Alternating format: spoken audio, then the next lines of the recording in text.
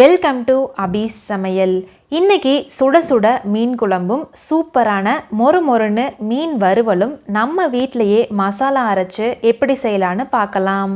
ஒரு மிக்சி ஜாரில் அரை கப் அளவுக்கு துருவிய தேங்காய், 15 தோல் உரித்த சின்ன வெங்காயம், 5 டேபிள் ஸ்பூன் மல்லித்தூள், 3 டேபிள் ஸ்பூன் மிளகாய்த்தூள், 2 டீஸ்பூன் சீரகத்தூள், 1 டீஸ்பூன் மஞ்சள் தூள், 1 டீஸ்பூன் சோம்பு.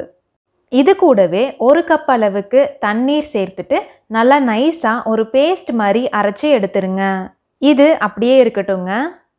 அடுத்து ஒரு பெரிய எலுமிச்சம்பழ அளவுக்கு புளி எடுத்திருக்கேங்க. இதில் 30 கொட்டை அளவுக்கு புளி இருக்கு.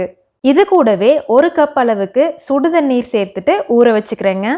இது ஒரு 10 நிமிஷத்துலேயே நல்லா ஊறிடுங்க. இப்போ இந்த புளியை கரைச்சிக்கலாம். இது கூடவே இன்னொரு கப் அளவுக்கு தண்ணீர் சேர்த்துட்டு நல்லா கரைச்சிட்டு வடிச்சிருங்க. அடுத்து இந்த புளி கரைசலில் நம்ம அரைச்சி வச்சிருக்க மசாலாவை சேர்த்துருங்க. இது கூடவே 4 கப் அளவுக்கு தண்ணீர், முழுசாக இருக்க 3 பச்சை மிளகாய், 1 கொத்து கறிவேப்பிலை, 1 டீஸ்பூன் கல்லுப்பு, இதை எல்லாத்தையும் சேர்த்துட்டு நல்லா கலந்து விட்டுருங்க. அடுத்து ஒரு கடாயில் 4 டேபிள் ஸ்பூன் நல்லெண்ணெய் சேர்த்துக்கிறேங்க. எண்ணெய் நல்லா காஞ்சதுமே அரை டீஸ்பூன் கடுகு, 1 டீஸ்பூன் சோம்பு, 1 டீஸ்பூன் வெந்தயம் சேர்த்துட்டு நல்லா தாளிச்சிருங்க. இது கூடவே 40 தோல் உரிச்ச சின்ன வெங்காயம், 25 பல் தோல் உரிச்ச பூண்டு, நீளமாக நறுக்குன 2 பெரிய வெங்காயம், 1 கொத்து கறிவேப்பிலை, 4 முழுசாக இருக்க பச்சை மிளகாய், இதை எல்லாத்தையும் சேர்த்துட்டு நல்லா வதக்கிடுங்க. வெங்காயம் நல்லா வதங்கி பொன்னிறமாக ஆகணுங்க. அடுத்து மீடியம் சைஸில் 3 தக்காளி பழம் எடுத்து வச்சுருக்கேன். இதையும் நீளமாக நறுக்கிட்டு சேர்த்துக்கிறேன். தக்காளி நல்லா வதங்கி எண்ணெய் பிரிஞ்சு வரணுங்க. இப்போ பாருங்க, தக்காளி நல்லா வதங்கி இருக்கு. நம்ம சேர்த்திருந்த எண்ணெய் எல்லாமே நல்லா பிரிஞ்சு வந்திருக்கு. இப்போ இதில் நம்ம கலந்து வச்சிருக்க மசாலாவை சேர்த்துருங்க. இதை நல்லா கலந்துட்டு அடுப்பை ஹை ஃப்ளேமில் வச்சுருங்க. கொஞ்சமாக டேஸ்ட் பண்ணி பார்த்துட்டு உப்பு காரம் கரெக்டாக இருக்கான்னு பார்த்துருங்க. இந்த குழம்பு 10 நிமிஷத்துக்கு நல்லா கொதிக்கணுங்க. அடி பிடிக்காமல் இருக்க அடிக்கடி கலந்து விட்டுருங்க. இப்போ பாருங்க, குழம்பு 10 நிமிஷம் நல்லா கொதிச்சிருக்கு. இப்போ அடுப்பை சிம்மில் வச்சுருங்க. அடுத்த 5 நிமிஷத்தில் எண்ணெய் நல்லா மிதந்து வருங்க. இப்போ இதை நல்லா கலந்து விட்டுருங்க.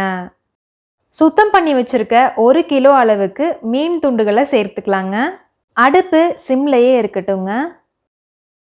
மீன் துண்டுகளை சேர்த்ததுக்கு அப்புறமா கரண்டி வச்சு கலந்தா மீன் துண்டுகள் உடஞ்சி போயிருங்க.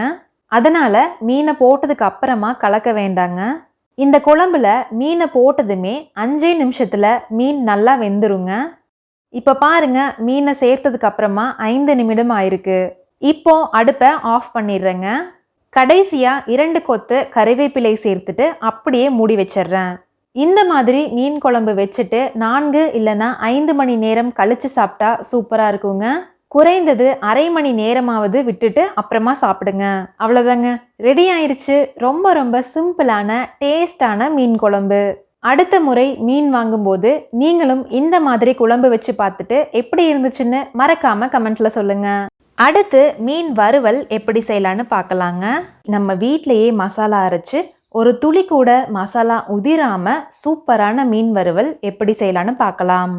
ஒரு சின்ன மிக்சி ஜாரில் அரை இன்ச் அளவுக்கு தோல் உரிச்ச இஞ்சி, 4 சின்ன பல் பூண்டு, 1½ டேபிள் ஸ்பூன் மிளகாய்த்தூள், அரை டீஸ்பூன் மஞ்சள் தூள், அரை டீஸ்பூன் சோம்பு, அரை டீஸ்பூன் மல்லித்தூள், 1 டீஸ்பூன் உப்பு, 1½ டேபிள் ஸ்பூன் எலுமிச்சம்பழச்சாறு, 2 டேபிள் ஸ்பூன் அரிசி மாவு, இதை எல்லாத்தையும் சேர்த்துட்டு நல்லா நைஸாக ஒரு பேஸ்ட் மாதிரி அரைச்சி எடுத்துருங்க.